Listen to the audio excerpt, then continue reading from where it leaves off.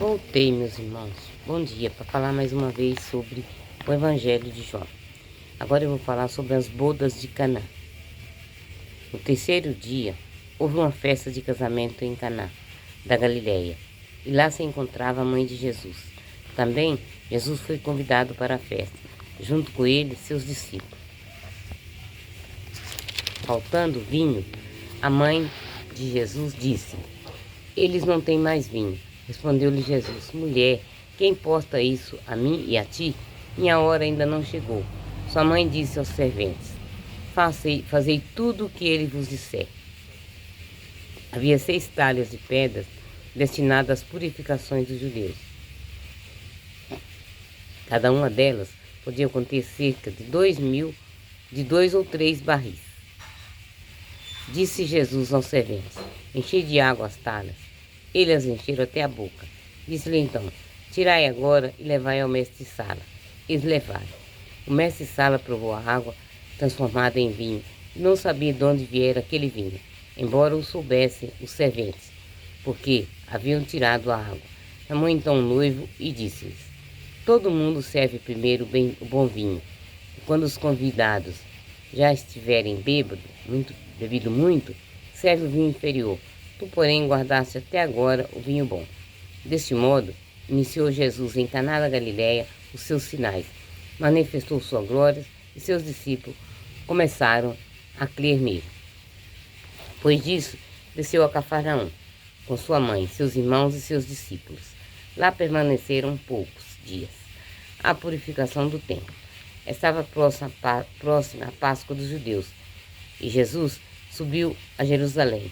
No templo encontrou gente a vender bois, ovelhas e pombas, e também cambistas em suas bancas.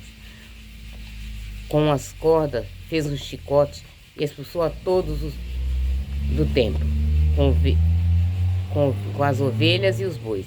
Espalhou o dinheiro dos cambistas e derrubou suas mesas. Aos que vendiam pombas disse: "Tirai daqui essas coisas, parai de fazer da casa de meu pai um mercado." Seus discípulos então se lembraram de que estava escrito: "O zelo por tua casa me devorará." Perguntaram-lhe os judeus: "Que sinal nos mostras para agir assim?" Jesus respondeu-lhes: "Podeis destruir esse templo, que em 3 dias eu levantarei de novo." Disseram-lhe os judeus: 46 anos durou a construção desse templo, e em 3 dias tu levantarás? Mas ele se referia àquele templo que é seu corpo. Por isso, quando ele ressuscitou dos mortos, seus discípulos se lembraram de que havia dito e creram na Escritura e na palavra que ele havia dito. A primeira Páscoa. Enquanto ficou em Jerusalém para a festa da Páscoa, muitos creram em seu nome ao verem os sinais que fazia. Mas Jesus não confiava neles, porque conhecia todos e não precisava ser informado sobre ninguém, pois ele bem sabia o que estava dentro de cada pessoa. Jesus e Nicodemos. Havia entre os fariseus um homem chamado Nicodemos, que pertencia à elite do povo judeu. Certa noite, ele foi ter com Jesus e lhe disse: "Rabi, sabemos que vem da parte de Deus como mestre, pois ninguém é capaz de fazer os sinais que faz, se Deus não estiver com ele." Respondeu-lhe Jesus: na verdade te digo, se não nascer do alto, ninguém pode ver o reino de Deus." Nicodemos perguntou-lhe: "Como pode um homem nascer sendo já velho? Pode entrar outra vez no seio da mãe e nascer?" Respondeu-lhe Jesus: na verdade te digo, se não nascer da água e do Espírito, ninguém pode entrar no reino de Deus. O que nasce da carne é carne, o que nasce do Espírito é Espírito.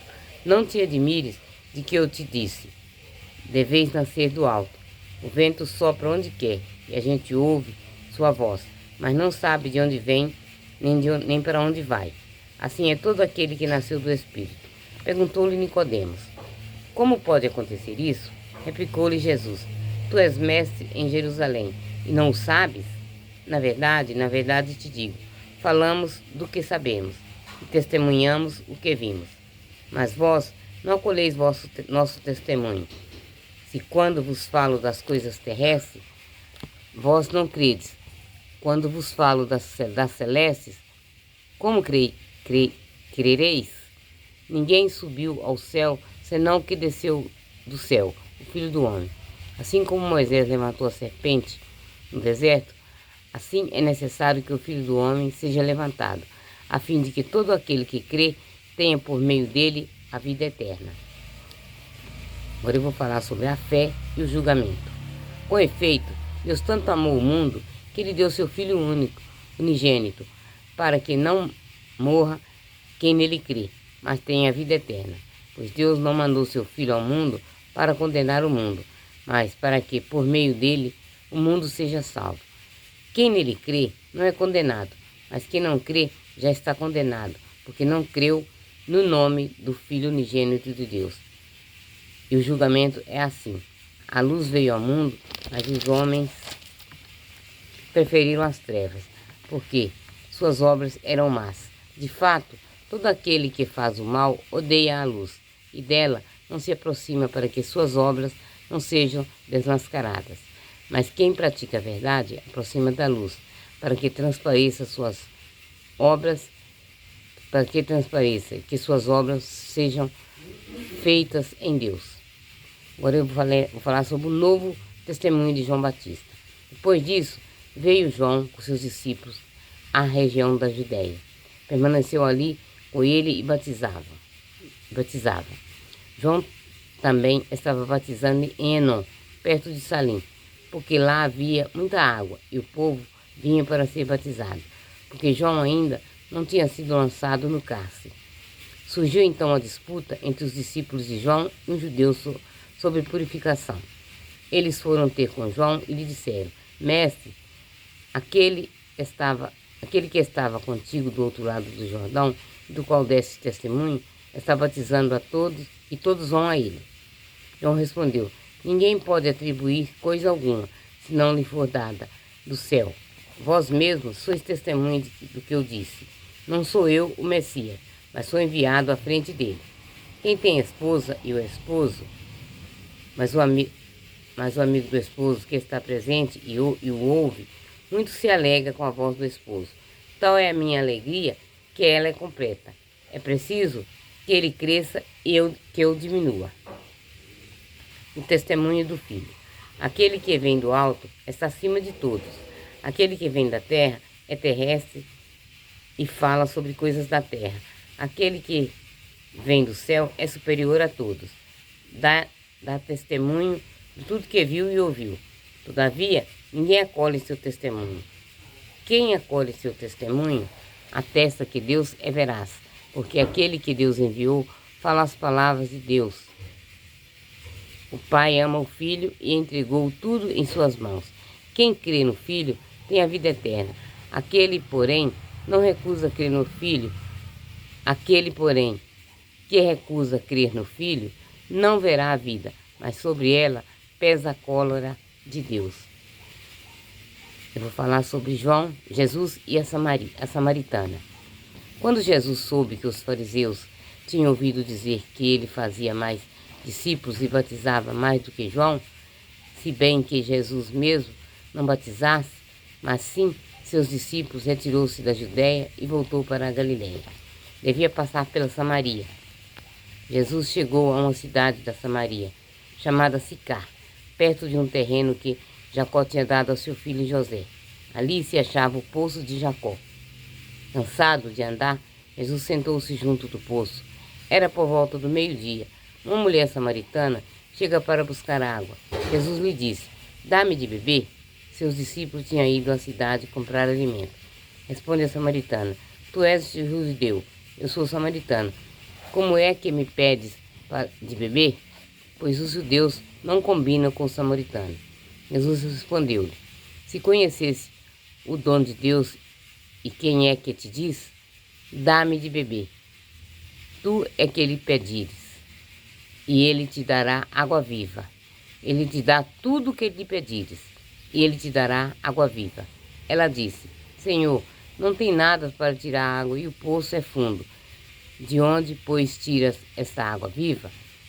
Serás talvez maior que nosso pai Jacó, que nos deu este poço, do qual ele mesmo bebeu, com seus filhos e seus animais?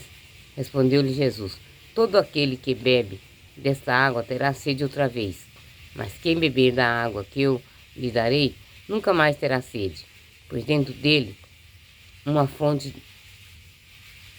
nunca mais terá sede, pois a água que eu lhe darei vai tornar-se dentro dele uma fonte de água corrente para a vida eterna.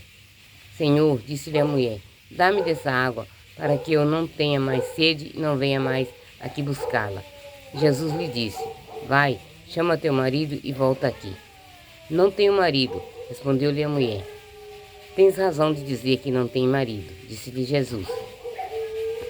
Porque tivesse 5 e o que tens agora não é teu marido. Nesse ponto dissesse a verdade. Disse-lhe a mulher, estou vendo que és profeta. Nossos pais prestam culto a Deus neste monte. E vós dizeis que é em Jerusalém que deve adorar. Disse-lhe Jesus, mulher, crê em mim, está chegando a hora que nem neste monte e nem em Jerusalém adorarás o Deus, o Pai. Vós adorais o que não conheceis, nós adoramos o que conhecemos, pois a salvação vem dos judeus. Mas está chegando a hora, e é agora, em que os verdadeiros adoradores adorarão o Pai em espírito e em verdade. São esses os adoradores que o Pai procura. Deus é espírito, e os que adoram devem adorá-lo em espírito e em verdade. Disse-lhe a mulher, eu sei que deve vir o Messias, que é chamado Cristo. Quando ele vier, vai nos ensinar tudo. Sou eu que estou conversando contigo, declarou Jesus.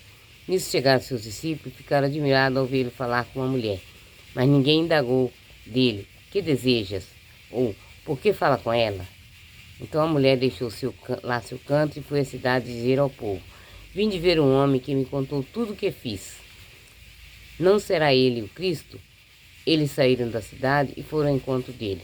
Entretanto, seus discípulos rogavam-lhe, mestre, come. Mas ele respondeu, eu tenho para comer um alimento que não conheceis. Os discípulos perguntavam-se mutuamente, será que alguém lhe trouxe comida? Disse-lhe Jesus, meu alimento é fazer a vontade daquele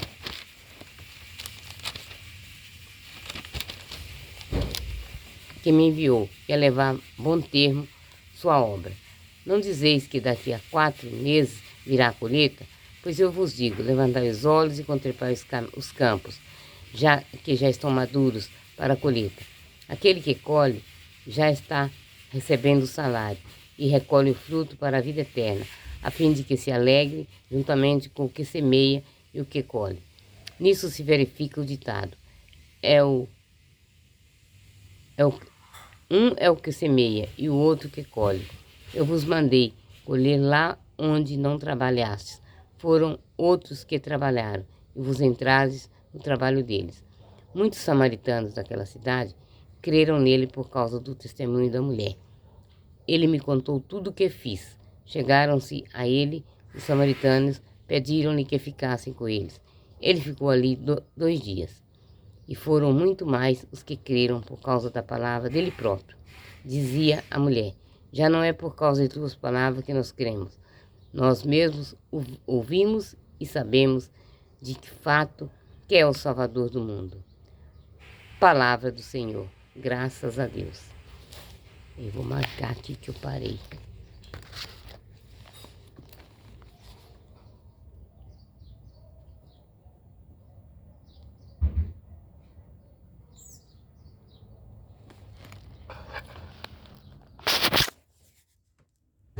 Louvado seja nosso Senhor Jesus Cristo, para sempre seja louvado.